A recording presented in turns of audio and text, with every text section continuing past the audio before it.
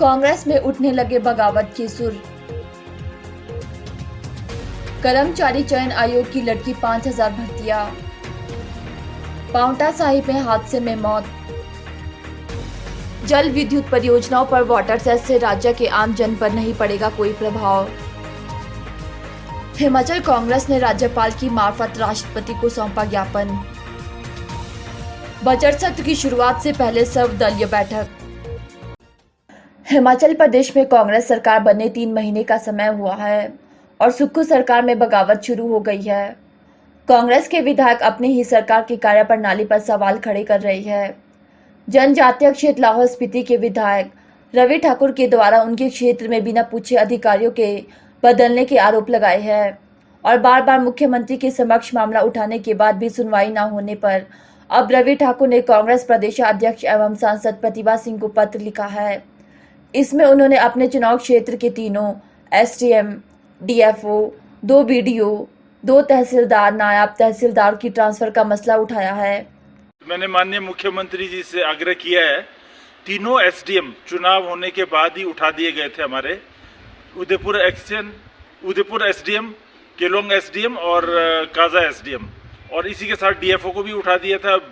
BDO की जगह भी अभी रिक्त पड़ी है। तो मैंने माननीय मुख्यमंत्री को 3-4 बार आवेदन दिया है और उनका 4-5 बार फोन भी आया था कि अभी हम पोस्ट फिलअप कर रहे हैं, मगर अभी तक तीनों पोस्टें एसडीएम्स की लाहौल स्पीति में खाली है। लोगों को बहुत ज़्यादा दिक्कत आ रही है। इसी तरह से हमारे नायब तहसीलदार की भी पोस्ट खाली हो गई है वहाँ पर। तो बच्चों ने कोई सर्टिफिकेट्स बनाने हैं, इमीडिएटली नौकरी में जाना है ज्वाइन करने, तो उनके पूरे जीवन का सवाल है। तो मैं माननीय मुख्यमंत्री जी को दोबारा से आग्रह करना चाहूँगा, क्योंकि 3 महीने हो रहे हैं सरकार को बन के और लोगों में थोड़ा hostile, they are turning hostile और त्राही त्राही मची हुई है। और अभी वीडियो के माध्यम से ही सारे हमारे डेवलपमेंट वर्क्स होने हैं। तो जल्द से जल्द नया वीडियो पोस्ट किया जाए, तीनों एसडीएम्स पोस्ट किए जाए और जो हमने ये एक्शन है वो भी रेगुलर लगाया जाए काजा के अंदर। तो ये सारा मैं डिमांड करता हूँ। और कुछ ऐसे भी हमारे कांग्रेस पार्टी की अभी सरकार बनी है नई, उनसे आवेदन आए थे कि पिछली सरकार में कुछ लोगों ने करप्शन भी करी और कार्य सुचारू रूप से नहीं किया है, तो वो भी आवेदन दिए हैं कुछ हमने कि इनको भी बदला जाए और इनके खिलाफ कार्रवाई की जाए। तो वो भी अभी नहीं हुआ है। खासतौर से कुछ ऐसे महकमे हैं जहाँ पे काफ़ी ज़्यादा सेंसिटिव है मामला, तो उसमें भी ये हस्तक्षेप करें और जल्द से जल्द कराया जाए। धन्यवाद। हिमाचल प्रदेश कर्मचारी चयन आयोग हमीरपुर में लंबित भर्ती प्रक्रिया और कोर्ट केस के बारे में प्रदेश सरकार को स्टेटस रिपोर्ट सौंप दी गई है। आयोग के ओएसडी अनुपम कुमार ठाकुर इस सिलसिले में प्रदेश क्रमिक विभाग के सचिव से मिले हैं। उन्होंने चयन आयोग की स्टेटस रिपोर्ट समेत अन्य मामलों की जानकारी क्रमिक विभाग को दी है। चयन आयोग को भंग करने से 5000 से अधिक पदों पर प्रस्तावित भर्तियों की प्रक्रिया लटकी हुई है। इससे हजारों बेरोजगार अभ्यर्थियों को नौकरी के लिए परेशानी झेलनी पड़ रही है। सर्वोच्च न्यायालय और प्रदेश उच्च न्यायालयों में चयन आयोग के खिलाफ करीब 1500 मामले विचाराधीन है। इन मामलों को अब चयन आयोग के भंग होने के बाद किस तरह सुलझाना है, इस बारे में भी चर्चा हुई है। आयोग को भंग करने के बाद एक बार फिर से चयन आयोग के कर्मचारियों को वेतन के लाले पड़ गए हैं। फरवरी का वेतन अभी तक नहीं मिल पाया, जिसके चलते कर्मचारियों को अपने परिवार का पालन पोषण समेत बच्चों की उच्च शिक्षा के लिए शुल्क का भुगतान करने में मुश्किलें झेलनी पड़ रही है। जनवरी का वेतन भी 1.5 माह बाद जारी हुआ था। प्रदेश कर्मचारी चयन आयोग हमीरपुर में लंबित भर्ती प्रक्रिया और कोर्ट केस के बारे में स्टेटस रिपोर्ट मांगी गई थी। इस सिलसिले में प्रदेश क्रमिक विभाग के सचिव के साथ बैठक हुई है। चयन आयोग की स्टेटस रिपोर्ट समेत अन्य मामलों की जानकारी क्रमिक विभाग को दे दी है। हिमाचल प्रदेश के जिला सिरमौर में पांवटा साहिब नाहन नेशनल हाईवे पर हादसा हुआ है। धोलाकुआं में एक कार ने बाइक को टक्कर मारी और साथ ही सड़क पर पैदल चल रहे एक व्यक्ति को भी रौंद दिया। इस हादसे में राहगीर की मौके पर ही मौत हो गई। पुलिस के अनुसार सचिन कुमार व साजिद अपनी बाइक पर कोलर की तरफ जा रहे थे। पीछे से आई कार ने बाइक को जोरदार टक्कर मार दी, जिससे बाइक सड़क पर गिर गई। हादसे में दोनों बाइक सवार गंभीर रूप से घायल हुई है। वहीं सड़क के किनारे पैदल चल रहे सुरेश शर्मा को भी कार ने रौंद दिया, जिससे उसकी मौके पर ही मौत हो गई। हादसे में कार सवार दोनों युवकों को भी चोटें आई है। वहीं आरोपी कार चालक मामराज 108 एम्बुलेंस की सहायता से घायलों को लेकर सिविल अस्पताल पांवटा साहिब पहुंचा। जहां से प्राथमिक उपचार के बाद दोनों घायलों को नाहन मेडिकल कॉलेज रेफर किया गया। डीएसपी रमाकांत ठाकुर ने हादसे की पुष्टि की है।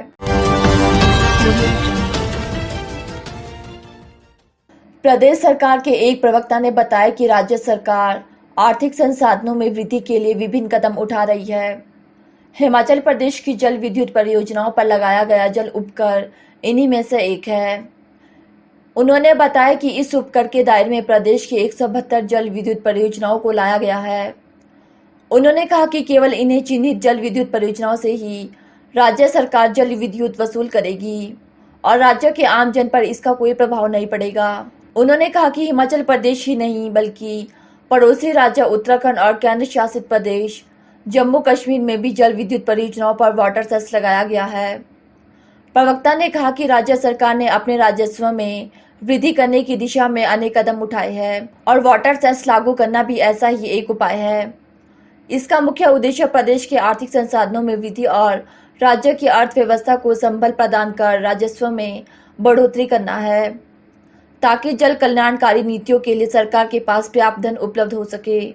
उन्होंने कहा कि राज्य सरकार जल विद्युत परियोजनाओं से वाटर सेस की राशि परियोजनाओं के आकार सहित विभिन्न पहलुओं को ध्यान में रखकर वसूल करेगी। प्रवक्ता ने कहा कि प्रदेश सरकार 10 मार्च 2023 से Himachal Pradesh water cess on hydro power generation अध्यादेश लागू कर दिया गया है, ताकि आगामी विधानसभा सत्र में Himachal Pradesh water cess on hydro power generation विधेयक 2023 में लाया जाएगा। इसके लिए प्रदेश मंत्रिमंडल ने अपनी स्वीकृति प्रदान कर दी है। अखिल भारतीय कांग्रेस कमेटी के आह्वान पर हिमाचल कांग्रेस ने राजभवन के बाहर धरना प्रदर्शन किया। यह धरना प्रदर्शन अदानी समूह के खिलाफ था। राष्ट्रीय आह्वान पर हिमाचल कांग्रेस के पदाधिकारी और कार्यकर्ता राजभवन के बाहर जमकर गरजे। प्रदर्शन की अगुवाई हिमाचल कांग्रेस अध्यक्ष और मंडी संसदीय क्षेत्र से सांसद प्रतिभा सिंह ने की। इस दौरान प्रतिभा सिंह ने कहा कि केंद्र सरकार केवल अदानी और अंबानी समूह को फायदा पहुंचाने का काम कर रही है। उन्होंने कहा कि हर सेक्टर में दो ही पूंजीपतियों को आगे किया जा रहा है। बीते दिनों केंद्र सरकार का प्रेम जमकर अदानी समूह के लिए नजर आया। Internal matter that is please don't these things that is ठीक है। कोई रिप्रेजेंटेटिव है अपने इलाके का तो उसको अपनी मांगे रखने का उनका भी दायित्व होता है। उनकी कुछ मांगे थी जो हमने सरकार के समक्ष रखनी है और उसका समाधान करवाना है। मैम सेशन के लिए दिल्ली भी जा रहे हैं, लगातार आप हिमाचल की आवाज़ उठाते रहे हैं, तो आपके भी क्या मुद्दे रहेंगे विशेषकर? अभी भी हमने पिछली मर्तबा भी मैंने नेशनल हाईवे में जो काम चल रहा है उसमें बहुत सी अनदेखी हुई है, उसके बारे में मैंने वहाँ चर्चा की थी। इस बार भी कई मुद्दे हैं जो केंद्र से संबंधित है, उस पर भी मुझे चर्चा करने की आवश्यकता है और मैं वो जाकर अब विधानसभा पार्लियामेंट में टाइम भी लूँगी और उस पर चर्चा भी की जाएगी। एक ऐसी सरकार बैठी है जो कई मुद्दों को हमने बार बार उठाने की कोशिश की, पार्लियामेंट में भी बोलने की कोशिश की कि जितनी भी देश में आज कार्य हो रहे हैं, क्या अंबानी और अदानी रह गए, और भी बड़ी कंपनी इसमें काम करना चाहती थी, पर सबकी अनदेखी करके एक ही कंपनी को ये काम, चाहे वो किसी भी कंस्ट्रक्शन का वर्क है, कोई भी है, वो इन्हीं को दिया जा रहा है। इसके लिए हमारा ऑब्जेक्शन था, जिसके बारे में हमने कई बार पार्लियामेंट में प्राइम मिनिस्टर से भी ये बात करने की कोशिश की और हमने धरना प्रदर्शन भी किया, पार्लियामेंट में भी उठाई और उसी तरह से हमने जहाँ जहाँ भी संभव था अपनी बात रखने की कोशिश की, पर हमारी बात को अनदेखा किया गया। इसलिए आज हम ये मेमोरेंडम जो हमने गवर्नर साहब को दिया है, हम चाहते हैं कि ये राष्ट्रपति तक पहुँचे और राष्ट्रपति जी भी हमारी भावना से अवगत हो। जेपीसी की मांग आपने की है मैम, जो हिडनबर्ग की रिपोर्ट आई है उस पर? अब डिटेल में तो नहीं, बट रिटन तौर पे हमने अवश्य वो बात इसमें लिखकर गवर्नर साहब को दी है एंड उन्होंने कहा है एज पर कॉन्स्टिट्यूशन में आपकी आवाज़ राष्ट्रपति जी तक पहुंचाऊंगा और देखें अब राष्ट्रपति जी क्या उस पर निर्णय लेते हैं और क्या फैसला करते हैं।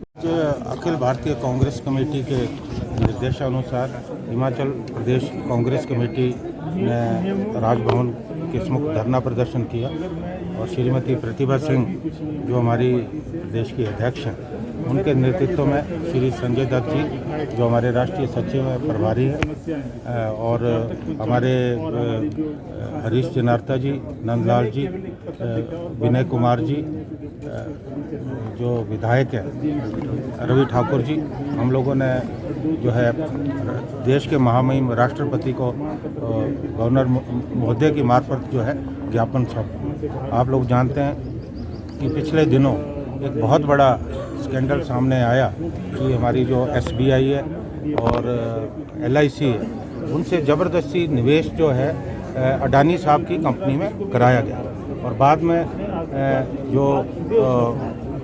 जो फाइनेंशियल मैटर्स को देखती है कंपनी हिडनबर्ग, उनके खुलासे के बाद अडानी की कंपनी के सारे शेयर गिर गए। इससे जो है करोड़ों का चूना जो है LIC और स्टेट बैंक ऑफ इंडिया को लगा। ये बहुत चिंता का विषय, जो भी सरकारी उपक्रम में उन्हें बेचने की साजिश हो रही है। पिछले दिनों आपने देखा कि बहुत सारे सरकारी संस्थानों को बेचा गया, और जो मुनाफे में चल रहे थे जैसे LIC, उस पर भी कहीं ना कहीं दबाव बनाया गया कि वो जो है अडानी साहब की कंपनी में निवेश करे। तो ये मैं समझता हूँ आज़ाद भारत का सबसे बड़ा घोटाला है।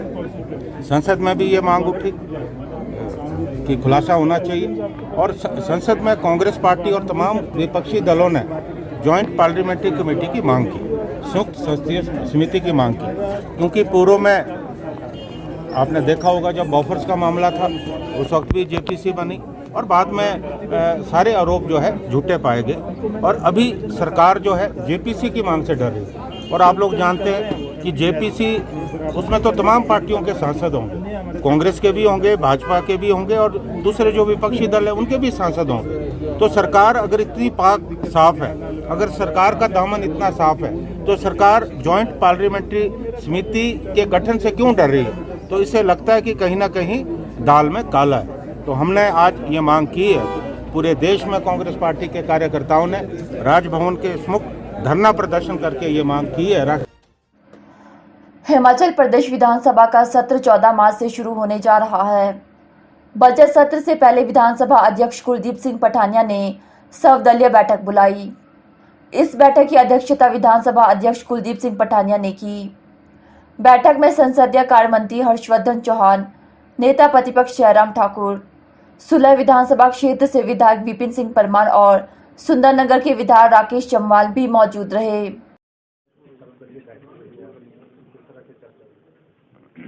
एक नियमित व्यवस्था है ये, जब विधानसभा का सत्र शुरू होता है तो सत्र शुरू होने से पहले सभी दलों के प्रमुख नेताओं के साथ सरकार की ओर से बैठक का प्रावधान रहता है, और उस दृष्टि से आज बैठना हुआ है। ये सत्र बजट सत्र पहला बजट सत्र है वर्तमान सरकार का, और सरकार की ओर से इस बात के लिए आग्रह जरूर है कि ये सुचारू रूप से चले, शांति से चले, और हम भी चाहते हैं कि शांति से चले। सारे जो प्रश्न हमारे माननीय सदस्यों ने किए हैं, सत्ता पक्ष के हैं चाहे विपक्ष के हैं, सब उन प्रश्नों का उत्तर ठीक प्रकार से संतोषजनक मिले, और जहां चर्चाएं हैं जो चर्चा में भाग लेकर के अपना पार्टिसिपेशन दें। लेकिन उसके बावजूद भी विपक्ष की भूमिका बड़ी स्पष्ट है, सीधी सी है कि जो जनहित के विषय होंगे उन विषयों में जहां सहयोग की आवश्यकता होगी निश्चित रूप से सहयोग भी करेंगे, लेकिन जहां जन विरोधी कुछ ऐसी बातें होंगी, सरकार की सारी बातों से सहमत होना ये संभव नहीं है हमारे लिए, तो निश्चित रूप से उसमें विरोध भी होगा विधानसभा के अंदर, और नियमों के अनुसार भी उन चर्चाओं को उठाएंगे और प्रश्नकाल के दौरान भी उठाएंगे। और उसके साथ में खासतौर से जो हिमाचल प्रदेश में जो आज की तारीख के जो महत्वपूर्ण इश्यूज है, उन इश्यूज को लेकर के विपक्ष पूरी ताकत के साथ विधानसभा के अंदर सरकार का ध्यान आकृष्ट करेंगे, और सरकार से उसमें इंटरवीन करने के लिए भी कहेंगे, और जो मुद्दे हैं निश्चित रूप से हिमाचल प्रदेश की विधानसभा के अंदर बखूबी और बहुत जोरदार ढंग से उठाएंगे। तैयारी तो आपकी पूरी है सर, आज शाम को आपके विधायक दल की बैठक रूप से आगे का रुख क्या होगा, किस प्रकार से सारी चीज़ों को लेकर के हमारा प्लान होता है, वो विधायक दल की बैठक में तय होगा। उस पर तो अभी जानकारी देना संभव नहीं है, उचित भी नहीं है। और लेकिन मैंने कहा कि जो मुद्दे हैं आज की तारीख में, उन मुद्दों पर निश्चित रूप से चर्चा होगी और जनहित के मुद्दों को लेकर विपक्ष बिल्कुल संजीदगी से उन मुद्दों को उठाएगी। बजट सत्र से पहले जो हमारी व्यवस्था है, प्रक्रिया है, उसके मुताबिक पहले ऑल पार्टी मीटिंग होती है और उसके बाद बिजनेस एडवाइजरी कमेटी की मीटिंग होती है, जो अब शुरू होगी। अभी हमारी ऑल पार्टी मीटिंग हुई है, जिसमें नेता प्रतिपक्ष हमारे आदरणीय श्री जयराम ठाकुर जी और संसदीय कार्य मंत्री आदरणीय हर्षवर्धन चौहान जी जो है उसमें उपस्थित रहे हैं। और ये मीटिंग स्पीकर लेवल पर होती है, जिसमें मैं था, और अन्य कोई रिकॉग्नाइज दल है नहीं। जो इंडिपेंडेंट्स हैं हमारे हाउस के अंदर, वो जो है अभी तक उनका कोई ग्रुप नहीं फॉर्म हुआ है। इसलिए भारतीय जनता पार्टी और कांग्रेस से जो है हमारे संसदीय कार्य मंत्री और नेता प्रतिपक्ष आज की इस मीटिंग में उपस्थित रहे हैं। बड़ी डिटेल चर्चा हमारी अंदर हुई है और उसमें अंदर दोनों दलों के जो प्रतिनिधि अंदर मीटिंग में रहे हैं, मैंने तो यही आग्रह किया है कि सदन में व्यवस्था बनी रहे, प्रदेश हित के सारे जो मुद्दे हैं वो चर्चा में आए और मुझे दोनों दलों का जो है वो सहयोग चाहिए। तो इसके अनुरूप बड़े सौहार्दपूर्ण वातावरण में अभी ये मीटिंग हुई है। अब कल से सत्र शुरू होगा, तो मैंने तो अपना जो रिक्वेस्ट था वो किया है और अंदर मीटिंग बहुत अच्छे वातावरण में हुई है। और अब बिजनेस एडवाइजरी कमेटी की मीटिंग होगी, जिसके माध्यम से कल की जो कार्यसूची है वो हम फाइनल करेंगे। और कल से सत्र है और आप सबका स्वागत है, कल के लिए भी और आज के लिए भी। जो है वो स्पीकर साहब की अध्यक्षता में हिमाचल विधानसभा में संपन्न हुई है, जिसमें माननीय जयराम ठाकुर जी, पूर्व मुख्यमंत्री और विपक्ष के नेता, वो भी उपस्थित रहे हैं और बहुत सारे इश्यूज़ पे हमारी चर्चा हुई है। मैंने सरकार की तरफ से उन्हें रिक्वेस्ट की है कि भी विधानसभा का स्तर का जो सेशन का जो संचालन है वो हम चाहते हैं कि वो ठीक ढंग से चले और इस माननीय सदन में इस प्रदेश के लोगों की जो समस्या है, लोगों की जो दिक्कतें हैं और लोगों की आवाज़ है, वो सदन में उठे और सरकार जो है उसका जो है उचित जवाब देगी।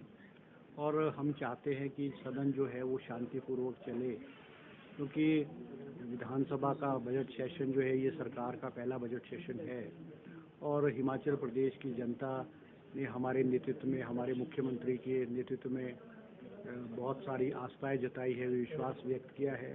तो हमारी ये जिम्मेवारी बनती है प्रदेश सरकार की कि उन आशाएं और आकांक्षाओं जिस पे हमको हिमाचल प्रदेश की जनता ने वोट दिया है, हम उनको पूरी करें।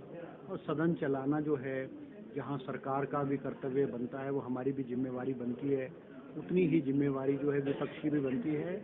और माननीय जयराम जी ने भी विस्तृत रूप से हमने चर्चा की है और रिक्वेस्ट किया है कि भाई सदन जो है इसका समय जो है सदुपयोग हो और इस सदन में जो है चर्चाएं जो हैं जनहित में, लोगों से जुड़ी हुई समस्याएं हैं, वो इस सदन में जो है वो उठती रहे और हम जो है विपक्ष को जो है उचित मौका देंगे और जो भी इश्यूज़ और जो भी मुद्दे वो विधानसभा में उठाएंगे उसका सरकार जो है उचित जो है जवाब एक पॉजिटिव वे में जो है वो जवाब देगी। और क्योंकि ये सदन पे चलाने में जो है वो सरकार का पैसा खर्च होता है, जनता का पैसा खर्च होता है, तो ये सदन जो है ठीक रूप से चले, ये हमारी जिम्मेवारी है। जहां सरकार की जिम्मेवारी है वहाँ विपक्ष की जिम्मेवारी भी है। माननीय जयराम जी ने हमें आश्वासन दिया है और हम उम्मीद करते हैं कि हिमाचल विधानसभा का जो बजट सेशन है वो स्मूथली चलेगा।